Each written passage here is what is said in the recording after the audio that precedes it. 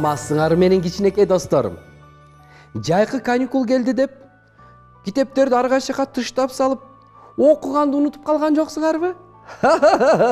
Достор, ар дайым убакыт болгондо сөзсүз адабий китептерден окуп тургула. Анткени китеп бул адамга акыл берет. Китептин тарбиялык мааниси абдан чоң. Бардык мен деген кыйын инсандар кичинесинде китепти көп окуган. Маселен, кыргыз эл жазуучусу, залкар жазуучубуз Чыңгыз Айтматов атаңардагы ар дайым кичинекейинде жомок угуп, китепти көп окуганын көп эскерип айтчу. Мына силер дагы китепти көп окуп, жомоктордон уксаңар мыкты инсан болосуңар. Кана, бүгүн даганда мыкты инсан болгонго аракет кылабыз. Ан үчүн экран алдына келсеңер, мен силерге сыйкырдуу китебимен кызыктуу жомокторду айтып беремин. Угалыбы? Ай азаматтар, анда жомогумду баштаймын.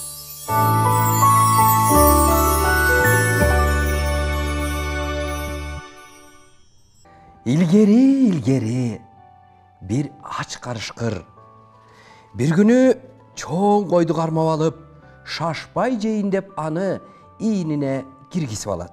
Мына эми көп вакытка чейин ийнимен чыкпай, шашпай, курсагымды кампайтып, тойгузуп жата берейин деп кыялданат баягы карышкыр.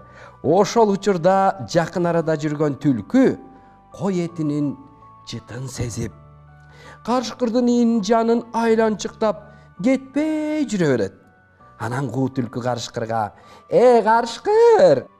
карышкыр дос, сен аябай күчтүү көрүнүп турасың" деп мактап жиберет. Бирок түлкүнүн бул айлакер мактоосу карышкырдын жүрөгүн такыр жибитпейт.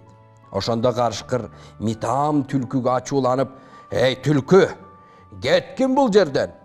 Сен кандай айламал ойлоп жатканыңды билип турам. Сен койдун этинен бир тиштеп жеп алсам деп ойлонуп турсаң керек. Дагы бир аз турсаң, койдун этин жемек турсун, өзүң мага жем болосуң" дейт карышкыр ачууланып. Түлкү аябай жаман абалда болуп, ал жерден алыс кетип калат. Бирок митам түлкү түз эле койчуга барат да, койчу түлкүнү көрүп таягын даярдай баштайт. Бирок түлкү куйругун шыйпаңдатып, бир жакшы кабар айтам деп белги берет. "О, улуу урматтуу, сизге жакшы кабарым бар. Мага бир уртам тамак берсеңиз, баарын төкпөй чачпай айтып берем" деди.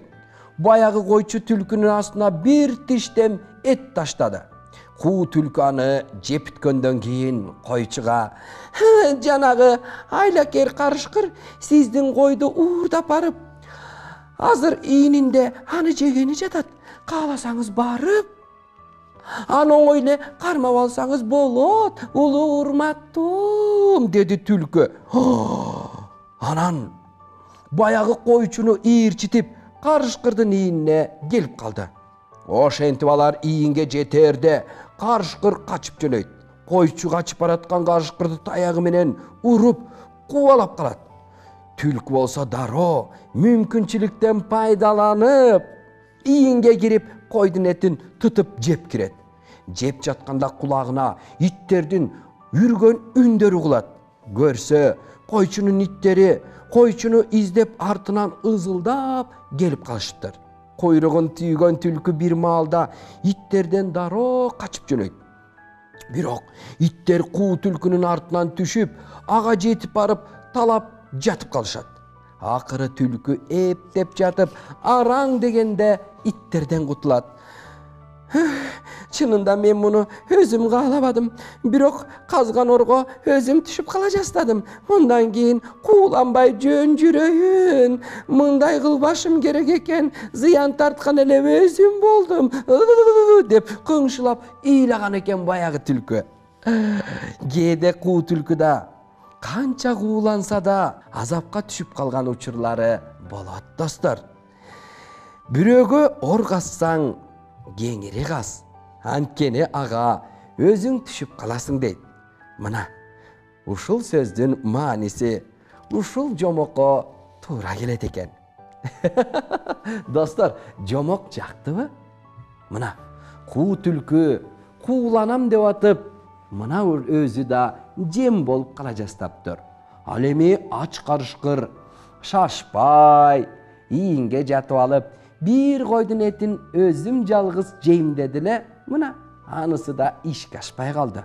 Достор, эч кимдин эмгегин жеп, бирөөнү алдап, бирөөнү бекер эле мактап, анан жан сактап күн көрөм деп ойлобош керек. Көрдүңөрбү?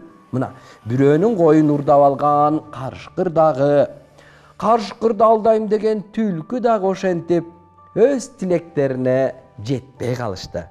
Ар дайым чынчыл болгула, достор. Таргыл, сен да чынчыл бол. Сен кээде мени алдап, сүттүн баарын ичип коесуң. Достор, кээде таргыл миолоп келип, алдап туруп, сүттүн баарын ичип алат да. Дагы жомок айтып берейинби? Достор, жок, силер укташыңар керек. Сонун жомокторум бар экен. Бул жомоктун баардыгын мен силерге эмки көрсөтүүдө айтып берейин. Бүгүн болсо ушуну менен жакшы жаткыла. Жөн эле барып жатып албай, курсагыңар ачкан болсо, акырын барып курсагыңарды тойгуз кыла. Жууна элек болсоңор, бети колуңарды жуугула.